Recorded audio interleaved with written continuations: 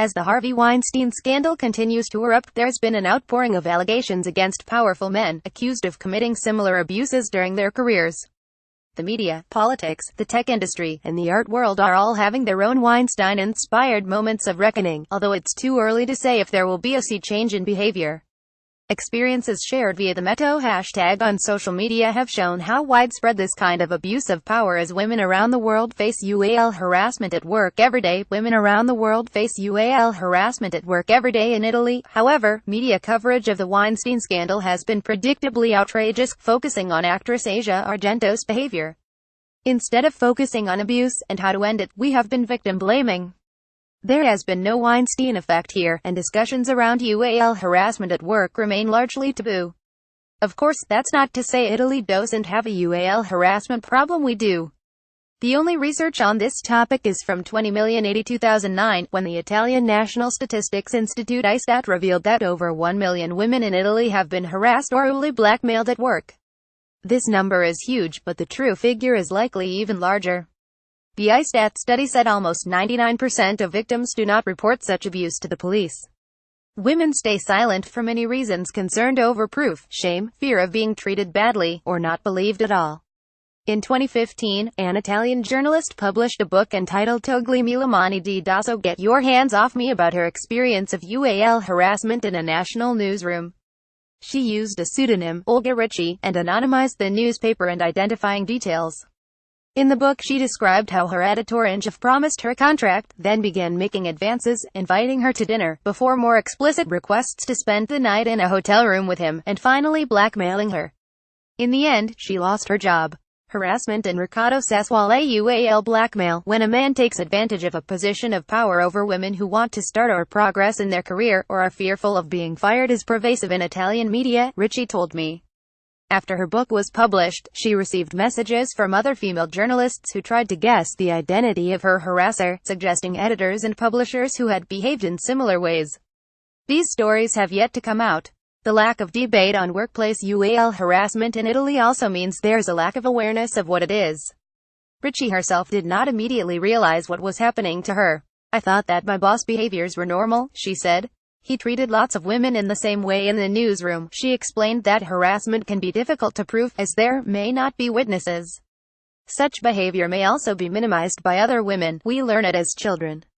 It is unimaginable, according to common sense, to consider a dinner invitation, a compliment, a shoulder massage, or a hand on a hip as harassment. Even UAL jokes are considered normal. And if you point out these acts to your colleagues, they will call you tragic or a bigot. Sexual jokes are considered normal. And if you point out these acts to your colleagues, they will call you tragic or a bigot." For her, awareness of this issue came only after she left Italy to study. She told me, "Now, I use the word violence to describe what happened to me. Too many women still do not use it, because they do not know they can. I still receive messages from women who say that after reading the book they finally are able to give a name to what they have been through," she added. Italian showgirl Mariana Trevisan is one of the very few women on Italian TV who disclosed her own experiences of workplace UAL harassment in the wake of the Weinstein scandal. Earlier this month, Trevisan said she had been in Italian director Giuseppe Tornatore's office about 20 years ago, and that he put me against the wall and started to kiss my neck and my ears, and touched my breast aggressively. "He may not recall it, but I do," she said. Tornatore has denied the allegations and denounced legal actions, while Trevisan has been engulfed in a flurry of public criticism. She also described a case of UAL assault by an unnamed TV personality. "His approach was sneaky. At first he flattered me, which made me think I had an opportunity. Then the conversation became UAL," Trevisan told me. At this point, she remembers feeling confused, asking herself, "Did I do something he misunderstood? Am I dressed too ill? Why am I overreacting?" Then, he said I had to be nice to him, because we could only talk about work if we were close. Then he tried to kiss me, but I said no. Leaving his room, she met his assistant. She gave me a quick look and said, "You still have your lipstick on. I think we will never see you again." Did I do something he misunderstood? Am I dressed too ill? Why am I overreacting? He was not able to give a name to the discomfort I felt. I almost convinced myself that it was the way it worked.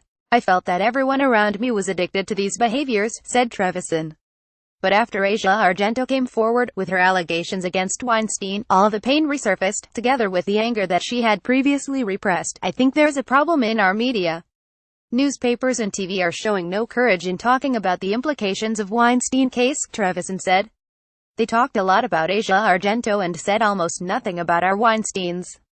We have them, and everybody knows it. Recently, a few actresses, some of them anonymously, have recounted experiences of UAL harassment on the Italian TV show La Iene, though most of their abusers have not been named. Harsh treatment endured by Argento is a clear example of why women may feel forced to choose between staying silent about abuse or being blamed, and if they talk after many years, they may be blamed for having waited too long. Public opinion is uneducated, east and fierce, said Ritchie.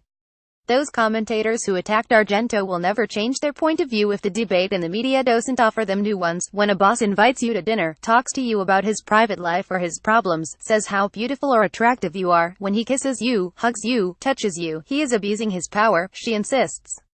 And this is the whole point UAL harassment is not about. It's about power. If we want women in Italy to speak up, Italian public opinion needs to understand this first. Our reaction to the Weinstein scandal has shown the dire need for cultural change.